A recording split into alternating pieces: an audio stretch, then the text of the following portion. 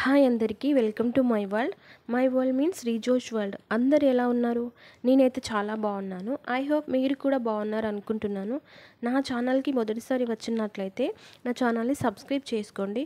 Video మొత్తం చూసి నచ్చినట్లయితే లైక్ చేయండి. ఎవరికైనా యూజ్ అవుతుంది అనుకుంటే వీడియో నలుగురికి షేర్ చేయండి. ఈరోజు వీడియోలో వచ్చేసి మా పిల్లల కోసం సండే స్కూల్కి వెళ్ళడానికి బ్యాగ్స్ తీసుకున్నాను కల్వర్ టెంపుల్లో. అవి మీకోసం చూపిద్దామని తీస్తున్నాను. చూడండి వీడియో, బ్యాగ్స్ ఎలా ఉన్నాయి ఏంటన్నది. ఇందులో 2 బ్యాగ్స్ ఉంటాయి. బ్లూ కలర్ది వచ్చేసి రిషిది, ఎల్లో కలర్ది వచ్చేసి జెస్సిది. ఆ బ్యాగ్లో వాళ్ళు బైబిల్, పెన్ను, ఇంకా నోట్బుక్ అది పెట్టుకొని వెళ్తారు. దీంతో పాటు ఇంకొన్ని విషయాలు మీతో పంచుకుందాం అనుకుంటున్నాను. మన లైఫ్లో మనకు ఎదురుపడే మనుషులు అంటే ఫ్రెండ్స్ కానీ, రిలేటివ్స్ కానీ, మన చుట్టూ ఉన్న వాళ్ళతో కానీ మనం కొన్ని ఇబ్బందులు, కొన్ని సిచ్యువేషన్స్ ఎదుర్కొంటాం కదా. అలాంటి కొన్ని విషయాల గురించి మీతో పంచుకుందాం అనుకుంటున్నాను. ఒకటి చెప్తాను, మన లైఫ్లో అర్థం చేసుకునే వాళ్లకు వివరించాల్సిన అవసరం లేదు. అన్నిటిని విమర్శించే వాళ్ళను పట్టించుకోవాల్సిన అవసరం లేదు. ప్రతి నిత్యం గెలిచేవాడు కాదు, పడిపోతూనే నిలిచేవాడే మన లైఫ్లో గొప్పవాడు అవుతాడు.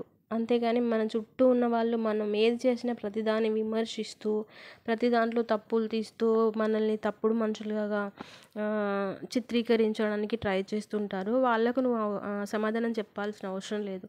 లైఫ్ అన్నప్పుడు పడుతూ లేస్తూ ఉంటాం. జీవితంలో పడిపోతూ లేచి నిలబడేవాడే గొప్పవాడు.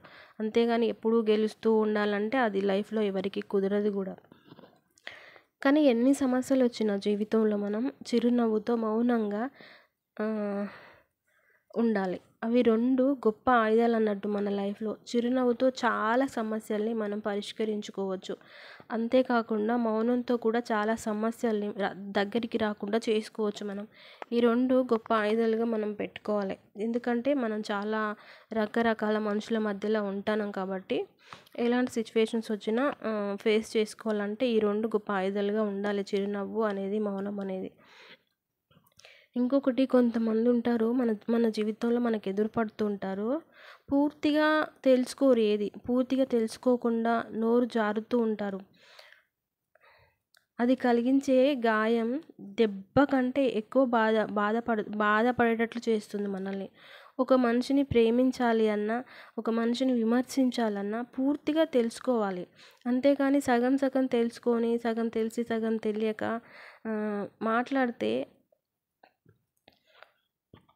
అలాంటి వాళ్ళ గురించి మాటలకు అంతులేని బాధ అనేది ఉంటుంది అన్నట్టు.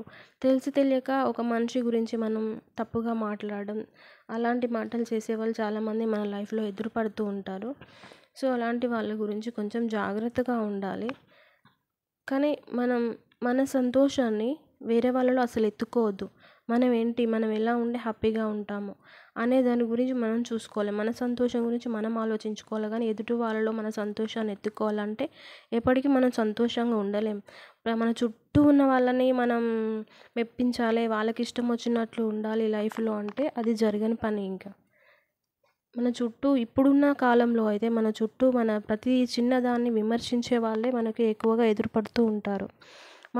మనం గొప్ప పని చేసినా మెచ్చుకోవడానికి వాళ్ళకి మనసు రాదు. చాలామంది ఇప్పుడున్న సిచ్యువేషన్స్ విషయం చెప్తాం అనుకుంటున్నాను. ఎవరైనా క్రిస్టియన్స్ ఉన్నట్లయితే, ఈ వీడియోని చూస్తున్నట్లయితే ఇదైతే ఖచ్చితంగా మీకోసమే.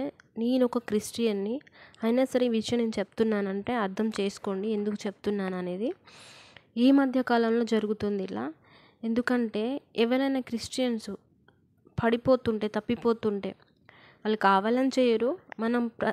బేసిక్గా మనం మనుషులం, బలహీనతలు అనేటివి ఉంటాయి మనుషులలో, పడిపోతుంటారు అప్పుడప్పుడు.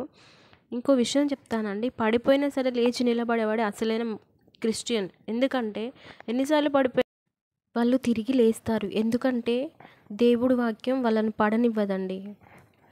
అందుకని చెప్తారు కదా, చాలామంది దారి తప్పిపోతుంటే కొంతమంది చెప్తారు. ఈ చెప్పేవాళ్ళు ఎవరైతే ఉన్నారో వాళ్ళు కరెక్ట్గా లైఫ్లో ముందు పాటించరు. చెప్పడానికి వస్తారు కానీ వాళ్ళు సరిగ్గా పాటించరు ఏమి. దేవుడి దగ్గరికి వెళ్తున్నామా, ప్రేయర్ చేసుకుంటాం, సండే వెళ్తున్నాం, ఇదే అనుకుంటారు. కానీ దేవుడు చెప్పింది మనం ఏమైనా పాటిస్తున్నామా, మన లైఫ్లో ఎంతవరకు దాన్ని ఇంప్లిమెంట్ చేసినాము అన్న ఆలోచన వాళ్ళకు ఉండదు. కానీ ఇతరుల మీద మాత్రం రుద్దుతూ ఉంటారు. వీళ్ళు ఆ తప్పు చేస్తున్నారు, వీళ్ళు మొత్తం వాళ్ళను పెద్ద పాపులుగా చిత్రీకరిస్తూ ఉంటారు.